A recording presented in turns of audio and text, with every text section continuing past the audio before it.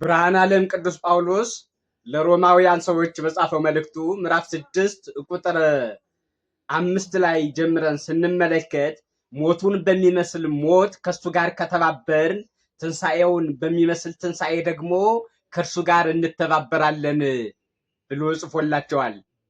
ትንሣኤውን በሚመስል ትንሣኤ ደግሞ ከሱ ጋር እንተባበራለን ማለት እሱ እንደተነሳ እንነሳለን፣ እሱ እንዳረገ እናረጋለን።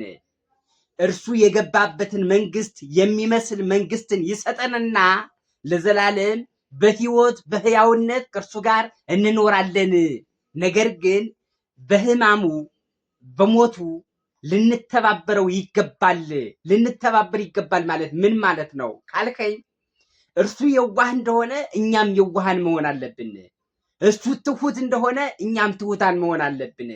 እሱ እንደታዘዘ ለሞት እንደታዘዘ ለመስቀል ሞት እንደታዘዘ እኛም መታዘዝ አለብን።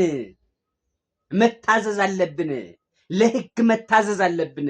ለወንጌል መታዘዝ አለብን።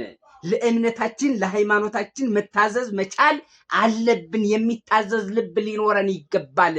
የዋህ ማንነት ሊኖረን ይገባል። ትሁት ስብዕና ሊኖረን ይገባል።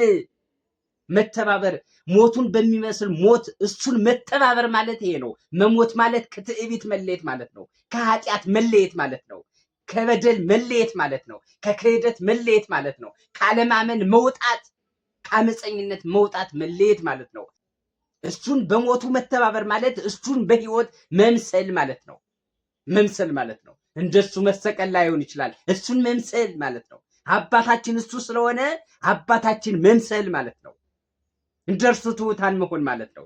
ስለዚህ ኢየሱስ ክርስቶስ እስከ ሞት ድረስ ታዘዘና የኃጢአትን ስልጣን ሻረ። መርገመ ስጋ መርገመ ነፍስን አጠፋ። በደልን አስወገደ፣ ሞትን አስወገደ፣ ሻረ። ከእንግዲህ ወዲህ ኃጢአት አይገዛንም። ከእንግዲህ ወዲህ መርገም አይገዛንም። ከእንግዲህ ወዲህ ነፃዎች ነን፣ ልጆች ነን ይላል። ነገር ግን ምዕራፍ 6 ሮሜ 6 ቁጥር 1 ላይ እንዲህ ይላል። ነገር ግን ይልና ጸጋ ስለበዛ ይላል፣ ነፃነት ስለበዛ ይላል፣ ልጅነት ስለተሰጠን ይላል፣ ክብር ስለተሰጠን ይላል።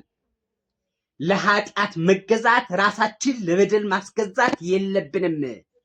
ራሳችን እንድንጥል ግን አልተፈቀደም። ለስጋ ፈቃድ እንድንገዛ ግን አልተፈቀደም።